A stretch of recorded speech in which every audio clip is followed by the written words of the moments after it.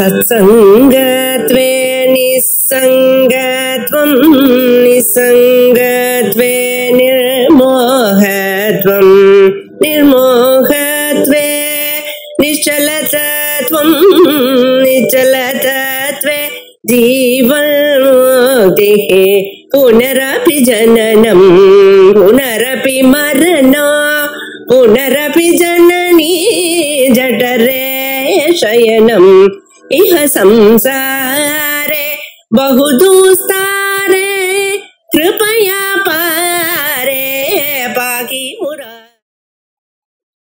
अपच्छेद न्याय विषम அதுக்கு அடுத்த பிரகரணம் अपच्छेद न्याय विषम கொஞ்சம் பிரகரணம்.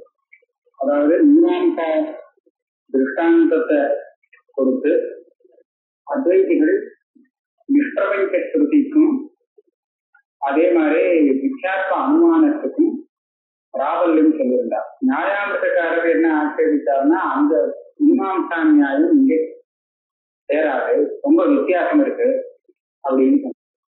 அது முடிக்கும் போது ஒரே ஒரு வாக்கியத்தில் சொன்னார், அந்த அபச்சேத நியாயத்துல ரெண்டு சாஸ்திரத்துக்கும் அவகாசம் இருக்கு. ஆனா இங்கே பிரத்யக்ஷத்துக்கும் ஸ்ருதிக்கும் விரோதம் வரும்போது அபச்சேத நியாயத்தை சொன்னால் பிரத்யக்ஷத்துக்கு விஷயமே இல்லை, அவகாசமே இல்லை அப்படின்னு ஆயிடும். புத்திக்காரர் இதுக்கு மாத்திரம் பதில் சொன்னா போதும், பாக்கியெல்லாம் அனாவசியம் அப்படிங்கிற நினைச்சு அவர் என்ன பண்ணாருன்னா, பிரத்யக்ஷத்துக்கும் அவகாசம் உண்டு, அது ஒண்ணும் இல்லாம இல்லை.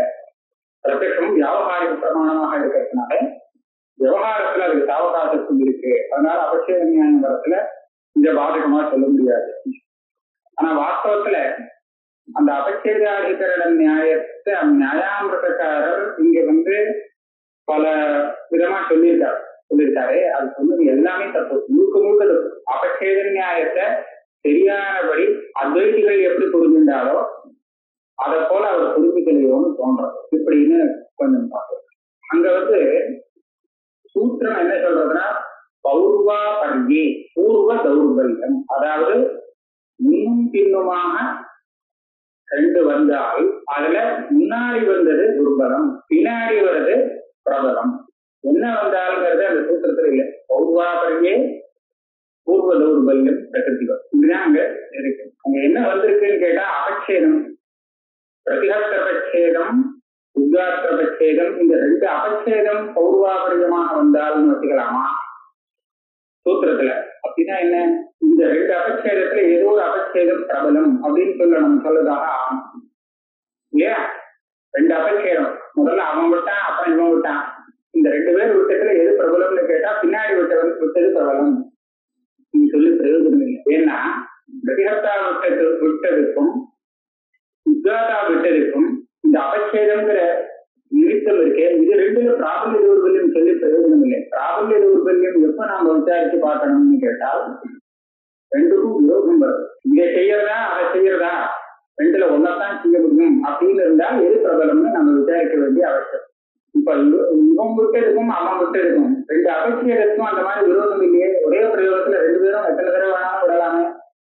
அதனால இந்த அபச்சேத ரெண்டுக்கு விரோதம் இல்லாததுனால இன்னும் பின்னுமாக அபச்சேதம் உண்டாகும் காலத்துல இரண்டாவது அபச்சேதம் பிரபலம் அப்படின்னு சொல்றதுக்காக இந்த சூத்திரம் வரல. அப்ப வேற என்ன சொல்லலாம், அபச்சேதத்துக்காக வரல. ஆனா அபச்சேதம் வந்தால், இந்த அபச்சேதம் வந்தால் என்ன நைமித்திகம் பிராயச்சித்தம் அனுஷ்டானம் பண்ணணும்னு சாஸ்திரம் சொல்றது இல்லையா? பிரதிகத்திர அபச்சேதம் வந்தால் இது பிராயச்சித்தம், உத்காத்த அபச்சேதம் வந்தால் இது பிராயச்சித்தம். இந்த ரெண்டு சாஸ்திரத்துக்கும் விரோதம் இருக்கிறதுனால அதுல நாம பலாபலம் விசாரம் பண்றதுக்காக இந்த நியாயத்தை வச்சுக்கலாம்னு பார்த்தால், அந்த ரெண்டு சாஸ்திரத்துக்கு மத்தியில பௌர்வாபடியும் கிடையாது, முன்னாடி பின்னாடிங்கிறது கிடையாது. சாஸ்திரத்துல பௌர்வாபடிங்கிறத நாம எப்படி வச்சுக்கலாம்? அதாவது அந்த வாக்கியம், சாஸ்திரங்கிறது வாக்கியம், இந்த வாக்கியம் முன்னாடி படிக்கப்பட்டிருக்கு, இந்த வாக்கியம் பின்னாடி இருக்கு. இந்த பௌர்வாபடியத்தை வச்சுட்டு நீங்க பார்த்தால் இங்க உபயோகம் இல்லை. ஏன்னா அபச்சேதம் விபரீதமாக ஏற்படும் போதும் அந்த சாஸ்திரம் முன்னாடி சொன்ன சாஸ்திரம் பின்னாடி சொன்ன சாஸ்திரம் அது மாறப்போறது இல்லை. அதனால எது முன்னாடியோ பின்னாடியோ அது நியதமாக இருக்கிறதுனால அதனுடைய விரோதத்தை தீர்மானம் பண்றதுக்கு இந்த அதிகரணம் வரல. அது மாத்திரம் இல்ல, இந்த ரெண்டு சாஸ்திரத்துக்கும் விரோதம் ஒன்றும் இல்லை. உத்காத்திரவச்சேதம் வந்தால் எந்த பிரயோகத்துல உத்காத்திரவச்சேதம் ஏற்பட்டதோ அந்த யாக பிரயோகத்தை தட்சிணம் இல்லாமல் முடிச்சுட்டு மறுபடியும் யாகம் பண்ணணும், அதுல தட்சிணம் கொடுக்கணும். இது சொல்றது ஒரு சாஸ்திரம். இன்னொரு சாஸ்திரம் பிரதிகத்திரவச்சேதம் வந்தால் அவன் எந்த பிரயோகத்துல பிரதிகத்திரவச்சேதம் வந்ததோ அதே பிரயோகத்துல சர்வஸ்வத்தை தட்சிணையாக கொடுக்கணும் அப்படின்னு சொல்றோம். இப்படி சொல்லறதுக்காக ஒன்றும் விரோதம் இல்லை. இது எப்ப விரோதம் வரும்னா, எப்ப ஒரே பிரயோகத்துல ரெண்டு நிமித்தமும் ஏற்பட்டு வருமோ அப்பதான் விரோதம் ஏற்படும். இந்த அபச்சேத அதிகரணம் இருக்கு, இது இந்த சாஸ்திரங்களுக்கு அப்பிராமான்யத்தை சொல்றதுக்காக வரவே இல்லை. இந்த ரெண்டு சாஸ்திரத்துக்கு பௌர்வாபரியம் இல்லாததுனால, அந்த பௌர்வாபரியம் நமக்கு தேவையில்லாததுனால அதுல எது பிரபலம்னு சொல்றதுக்காக வரல. உத்காத்திரவச்சேதத்துக்காக பிராயச்சித்தத்தை சொல்லக்கூடிய சாஸ்திரம் பிரபலமா, பிரதிகத்திரவச்சேதத்துக்காக பிராயச்சித்தத்தை விதிக்கக்கூடிய சாஸ்திரம் பிரபலமான அந்த விசாரம் கிடையாது. அப்ப எதனுடைய பிராபல்ய தௌர்பல்யம் விசாரம்? அபச்சேதத்துக்கும் பிராபல்ய தௌர்பல்யம் அங்க ஒண்ணும் இல்லை, சாஸ்திரத்துக்கும் பிராபல்ய தௌர்பல்யம் இல்லை. அப்ப எதுக்கு பிராபல்ய தௌர்பல்யம் இங்க விசாரிக்கிறார் சூத்திரக்காரர் அப்படின்னு பார்த்தா, முதல்ல என்ன பிரதிகத்திரம் உத்காத்திரவச்சேதம் வந்த உடனே இந்த எஜமானனுக்கு ஒரு புத்தி ஏற்படுறது, ஒரு ஞானம் ஏற்படுறது. சரி, இந்த பிரயோகத்துல தட்சணை கிடையாது, இந்த ஞானம் வந்தது. அப்படியா? அடுத்தபடி பிரதிகத்திரவச்சேதத்தை பார்த்த உடனே இங்க சர்வஸ்வ தட்சணை கொடுக்கணும் அப்படின்னு வந்தது இதே பிரயோகத்துல. இப்போ எஜமானனுக்கு இந்த பிரயோகத்துல தட்சணை கொடுக்கப்படாதுன்னு ஏற்கனவே வந்த ஞானம் இருக்கு. அந்த ஞானத்தை விட இந்த பிரயோகத்துல சர்வஸ்வத்தையும் தட்சணையாக கொடுக்கணுங்கிற ஞானம் வந்ததுக்கும் இது பிரபலம்னு சொல்றதுக்காக வருது. இந்த ரெண்டு ஞானம், முன்னாடி வந்த ஞானம் இந்த பிரயோகத்துல தட்சிணை இல்லை அப்படின்னு ஒரு நிச்சயம் ஏற்பட்டது. பிரதிகத்திரவச்சேதம் வந்த பிற்பாடு இந்த பிரயோகத்துல சர்வஸ்வமும் தட்சிணையாக கொடுக்கணும் அப்படின்னு புத்தி வந்தது. இந்த ரெண்டு ஞானத்துல பௌர்வாபரியம் இருக்கு. அப்ப ரெண்டாவதாக வந்த ஞானம் முதல்ல வந்த ஞானத்தை பாதிக்கிறது. அப்படின்னா இது எப்படி ஆச்சுன்னா, சாதாரணமா இதம் ரஜதம் அப்படின்னு ரஜதம்னு முன்னாடி தெரியுது. அதுக்கப்புறம் சித்த நேரத்துக்கு பார்த்தாங்க அது சுத்திதான், இது ரஜதம் இல்லைன்னு தெரியாது. இப்ப இந்த இடத்துல ரெண்டாவதாக வரக்கூடிய ஞானம் இருக்கு, அது முதல் ஞானத்தை நான் தீனி சொல்லி பாதிக்கிறது. அது தப்பு அப்படின்னு பாதிக்கிறதோ இல்லையோ, அதே மாதிரிதான் இங்கே. இப்ப இந்த பிரதிகத்திரவச்சேதம் ஏற்பட்ட இந்த பிரயோகத்துல தட்சணம் இல்லாமல் பிரயோகத்தை அனுஷ்டானம் பண்ணணும் அப்படின்னு சொன்னால் அந்த ஞானம் தப்பு தானே. சர்வஸ்வ தட்சிணையை கொடுக்க வேண்டிய பிரயோகத்துல தட்சிணையே இல்லாமல் இந்த பிரயோகத்தை அனுஷ்டானம் பண்ணணும் அப்படின்னு ஒருத்தன் சொன்னானே, அது அவனுடைய பிராந்தி. அதனால எப்படி நேரம்பிரதிடங்கிற ஞானம் இதம்பிரதிடங்கிற ஞானத்தை பாதிக்கிறதோ அதே போல இப்ப பிரதிகத்திரவச்சேதம் வந்த உடனே இவனுக்கு வந்து ஞானம் இருக்கு, இந்த பிரயோகத்துல சர்வஸ்வம் தட்சணை கொடுக்கணும்னு ஒரு ஞானம் வந்தது. இந்த ஞானத்தினால இதுக்கு முன்னாடி இவனுக்கு ஏற்பட்ட புத்தியானது தட்சணை வேண்டாம் கொடுக்க வேண்டாம்ங்கிற புத்தி பாதிக்கப்பட்டது.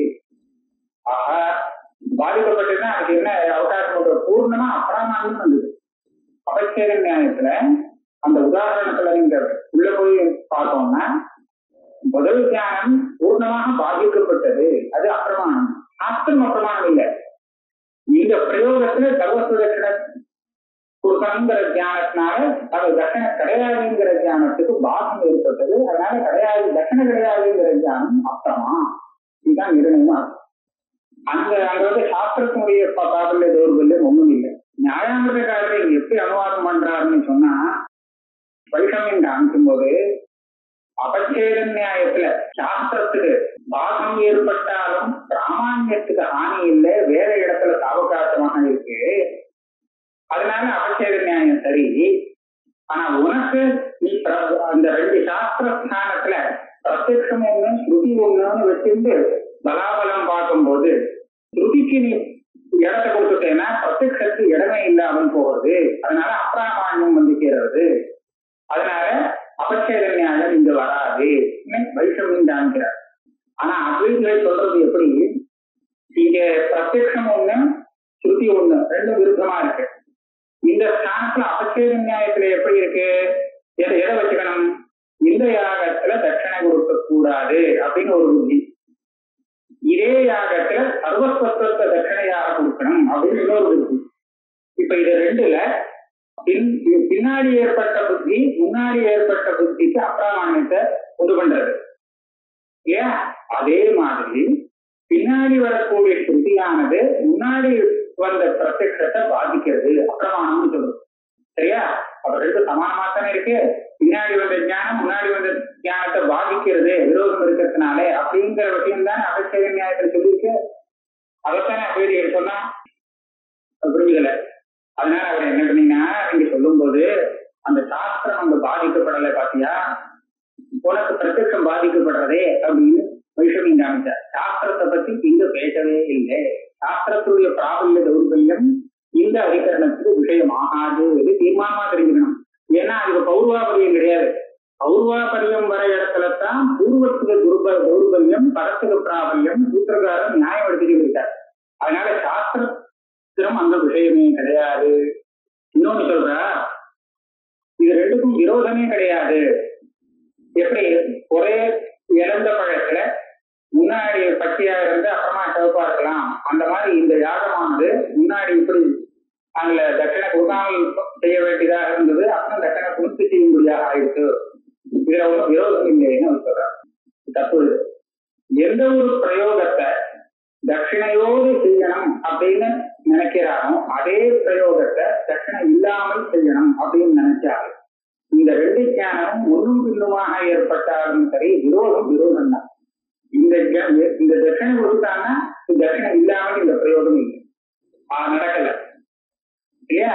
அதனால இது ரெண்டுக்கும் விரோதம் இருக்கதான் இருக்கு. முன்னாடி இப்படி இருந்தது பின்னாடி இப்படி இருந்ததுன்னு சொன்னால் எப்படி அந்த இழந்த பழத்துல இது முதல்ல பச்சையாக இருந்தது இப்ப ரத்தமாக இருக்கு சிவப்பாக இருக்குன்னு நாம சொல்றோமோ, அதே மாதிரி இந்த யாக பிரயோகம் தட்சணை இல்லாமல் முன்னாடி ஒரு தடவை நடந்தது இப்ப தட்சணையோட நடந்துட்டு இருக்கு அப்படின்னு சொல்ல முடியுமா?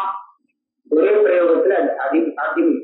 ஒண்ணு போய் இன்னொன்னு வருதுங்கிறது திரவியம் ஒண்ணு, குணம் ரெண்டு. அது போல ஒரு யாகத்துல முன்னாடி ஒரு குணம் போய் இன்னொரு குணம் வந்ததுன்னு சொல்ற மாதிரி அதட்சணமாக இருந்து தட்சணையாக வந்தது அப்படின்னு சொல்ல முடியாது. இப்படி சொல்ல முடியுமா?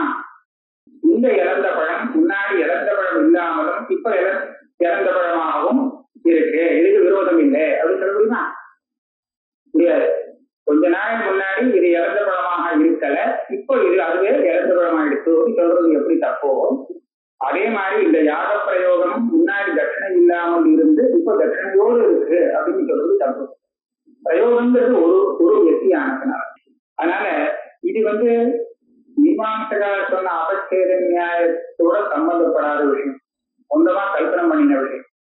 கிரமிக நிமித்தத்வயத்தினால ஏற்பட்ட ஞானத்வயம் தான் அந்த அதிகரணத்துக்கு விஷயம். அதிகரணத்துக்கு விஷயம் ரெண்டு ஞானம் ஏற்பட்டது, அதுதான். நான் முன்னாடி இப்ப என்ன சொன்னேன்னா, அந்த நிமித்தத்வயத்துக்கு பௌர்வாபரியம் பிரயோஜனம் இல்லை, சாஸ்திரத்துக்கு பௌர்வாபரியம் கிடையாது. அப்ப பௌர்வாபரியம் இருக்கும் போது பூர்வம் துர்பலம் பரம் பிரபலம்னு சொல்றது எங்க சொல்லலாம்னா இவனுக்கு வரக்கூடிய ஞானத்துலதான் சொல்லியா. அது ஒரே பிரயோகம் எது அப்புறமா வந்ததோ அதைத்தான் பண்ணணும், அப்புறமா வந்ததை பிரமாணமாக எடுத்தது செய்யணும். இதுதான் அங்க தீர்மானம் பண்ணிட்டாங்க. சாஸ்திரத்துக்கு அப்பிரமாணியம் ஒரு மதத்துல ஆனா அந்த மாதிரி பண்ணக்கூடாது அப்படின்னு சொன்னாலே சாஸ்திரத்துடைய விஷயம் என்ன? பிரதிகர்த்தபட்சேதம் வந்தால் இப்படி செய் அப்படின்னு சொல்றதோ இல்லையோ, அந்த சாஸ்திரத்துல இன்னும் கொஞ்சம் சேர்க்கணும். பிரதிகர்த்தபட்சேதம் தோல் மாத்திரம் நின்னால், அதாவது அதுவே கடைசி அவச்சேதமாக இருக்குமானால் அப்ப இப்படி செய்யும் அந்த சாஸ்திரத்தை. இல்லையா? உதாத்தபட்சேதம் வந்தால் இதை செய் அப்படின்னு சொல்ற சாஸ்திரத்துக்கு என்ன அர்த்தம்? அதுவே கடைசி அபச்சேதமாக இருக்குமானால் அப்ப இந்த பிராயசித்தம் செய்யுந்தா. இப்போ முன்னாடி அது அபச்சேதம் ஏற்படுற சமயத்துல இது கடைசி அபச்சேதம்னு தீர்மானம் பண்ணணும் யாருனாரையாவது. இதுக்கப்புறம் மறுபடியும் அபச்சேதம் ஏற்படாது யாருனாரையாவது பவிஷ்யத்தை சொல்ல முடியுமோ? சொல்ல முடியாது. அதனால சாஸ்திரத்தினுடைய தாற்பயம் தெரியாததுனாலே அப்ப சந்தேகம் அடுத்தவருடைய இன்னொரு அபச்சேதம் உண்டா இல்லையான்னு தெரியாது. இப்போதைக்கு இதுதான் வந்திருக்கு அப்படிங்கிறத வச்சுட்டு சரி இதனால வரக்கூடிய இந்த சாஸ்திரம் சொன்ன பிராயச்சித்தம் செய்ய வேண்டியிருக்கும் அப்படின்னு ஒரு தீர்மானத்துக்கு வந்தான். ஆனால் அதுக்கப்புறம் மறுபடியும் இன்னொரு அவச்சேதம் ஏற்படும் காலத்துல சாஸ்திரத்துக்கு இது விஷயம் இல்லை அப்படின்ட்டாங்க. ஏன்னா கடைசியில இந்த அபச்சேதம் இல்லாததுனால அந்த சாஸ்திரம் இங்க பிரவர்த்திக்காது. எனக்கு ஒரு பிராந்தி இது வராது தெரியாதது, இது வருது அடுத்த அபச்சேதம் வருது தெரியாததுனால இந்த மாதிரி எனக்கு பிராந்தி ஏற்பட்டது அப்படிங்கிறத அந்த விதமான ஒதுக்குறாங்க. அப்படி இருக்கிறதுனால சாஸ்திர தாற்பயம் புரியாமல் ஏற்பட்ட பிராந்தி இது. சாஸ்திரத்துல இருந்து பிராந்தி வருதுதான் கேட்கக்கூடாது. இதை சாஸ்திரத்தை வச்சுதான் சொல்றாங்க. இதுக்கு சுத்தி இன்னும் நிறைய சொல்லியிருக்காரு. என்ன சொல்லியிருக்காருன்னா, சாமானிய சாஸ்திரம் விசேஷ சாஸ்திரம்னு ரெண்டு இருக்கு. இப்ப சாமானிய சாஸ்திரம் என்ன சொல்றது? ஒரு உதாரணம் எடுத்துன்னு பார்ப்போம். ஹோமம் பண்ணினால் அது ஆகவனியத்துல தான் பண்ணணும் அப்படின்னு சொல்றது ஒரு சாஸ்திரம். ஆகவனிங்கிற அக்னியில தான் ஹோமம். எதாகவனியே விபூதி வாக்கியம். அப்புறம் வேற ஒரு ஹோமம் இருக்கிறது. அந்த மாட்டை அழைச்சிட்டு போகும்போது ஏகஹாயனி, அந்த ஏகஹாயனியோடைய 7வது காலடி எங்க உயர்ந்தோ அங்க ஹோமம் பண்ணு சொல்லுவோம். இப்ப அங்க ஆகவனியும் கிடையாது, அக்னி இல்லை.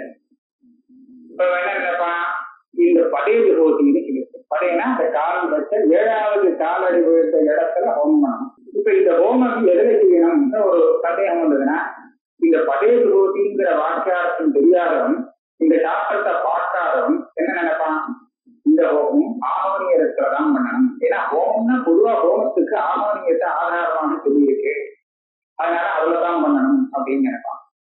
இதாகவனியே விபூதி பிரமாணம் காமிச்சிருவோம். அதுக்கப்புறம் பதே விபூதிங்கிற இந்த சாஸ்திரத்தை பார்த்தால் அப்ப அவன் என்ன நினைப்பான், இல்ல இது விசேஷ விதானம் இருக்கிறதுனால இந்த ஹோமம் இங்க தரையில தான் ஹோமம், பூமியில தான் ஹோமம், ஆகவனியத்துல அக்னியில இல்லை அப்படின்னு கண்டுபிடிச்சிட்டான், தெரிஞ்சுட்டான். அப்படியானால் இவருக்கு முன்னாடி ஒரு ஞானம் ஏற்பட்டது, இதுவும் ஹோமமாக இருக்கிறதுனால ஆகவனியத்துலதான் செய்யணும்னு இந்த ஞானம் சாந்தின்னு சொல்லலாம். இந்த ஞானம் அவனுக்கு எப்படி வந்ததுன்னா, எதாகவனியே விரோதிங்கிற சாஸ்திரத்திலிருந்து ஏற்பட்டது. அப்ப சாஸ்திரத்திலிருந்து ஏற்பட்ட ஞானம் கிரமம் ஆகலாமா?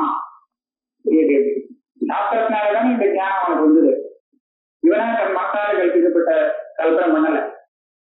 சாஸ்திரத்தினால ஏற்பட்ட இந்த ஞானம் கிராந்தியாக முடியுமா அப்படின்னு கேள்வி. நீங்க என்ன சொல்றா, இந்த ஞானம் அவனுக்கு சாஸ்திரத்திலிருந்து ஏற்படல. சாஸ்திரத்தை பார்த்திருக்கான், ஆனா தாற்பயம் புரியல. அவனுக்கு இந்த விஷயம் தெரியாது. இந்த விசேஷ சாஸ்திரத்தினுடைய விஷயத்தை விட்டுட்டு மற்ற இடத்துலதான் இந்த சாஸ்திரம் ஆகவனியத்தை விதிக்கிறது, அதுலதான் இந்த சாஸ்திரத்துக்கு தாற்பயங்கிறது தெரியல. தாற்பயம் தெரியாததுனால இப்ப ஏற்பட்ட பிராந்தி தான் அவனுக்கு ஏற்பட்டிருக்கு. நீ சாஸ்திரத்திலிருந்து வந்தது இல்லை. சாஸ்திரம் தன்னுடைய தாற்பய விஷய ஞானத்தை உண்டு பண்ணினால் அப்பதான் அது பிரமாணம். சாஸ்திரத்துக்கு தாற்பயம் இல்லாத விஷயம் சாஸ்திரத்தை பார்த்து ஒருத்தன் புரிஞ்சுட்டானே, ஆனால் அது என்ன சொல்றது, அது சாஸ்திரத்திலிருந்து ஏற்பட்ட ஞானம் ஆகாது. இவருடைய சாந்தின்னு சொல்லணும். அதனால இந்த ஹோமம் கூட ஆகவனியத்தான் செய்யணும் அப்படின்னு அவன் ஏற்கனவே நினைச்சது தப்பு, சாந்தி. அதே போல இப்ப முதல்ல ஒரு அபச்சேதம் வந்த உடனே இந்த பிரயோகத்தை இப்படித்தான், இந்த பிராயச்சித்தம் தான் பண்ணணும் அப்படின்னு அவன் தீர்மானம் பண்ணினது தப்பு. அது சாஸ்திரத்துக்கு தாற்பயம் அப்படி இல்லை. அடுத்தபடி என்ன வருதுன்னு பார்த்துதான் தீர்மானமாகும். அதனால உத்தர ஜானம் பூர்வ ஜானத்துக்கு பாதகமாக அமைகிறதுங்கிற விஷயம், அபச்சேத நியாயத்துக்கு விஷயம், அந்த நியாயத்தை சரியா நிரூபணம் பண்ணியிருக்கா இந்த அத்வைதிகள். அவர் அதை புரிஞ்சுக்காமல் அதை அப்படியே அபலாபம் பண்ணிட்டு தியானத்தை பத்தி பேசவே இல்லை, சாஸ்திரத்தை மாத்திரம் பத்தி பேசி வித்தியாசத்தை இருக்கிறதாக காமிக்கிறார். அது சரியாகவே இல்லை. பௌர்வாபரியம் விரோதச்ச பூர்வ அப்பிராமாண்யமேவச்ச நியமான் நாஸ்தி எத்ராஹு அவச்சேதனையோ ஒரு ஸ்லோகம் வேற கொடுத்து விட்டார். அதுக்கும் அவச்சேத நியாயத்துக்கும் சம்பந்தமே இல்லை. இப்ப நாம மேல போவோம். அடுத்த இதுக்கு அடுத்த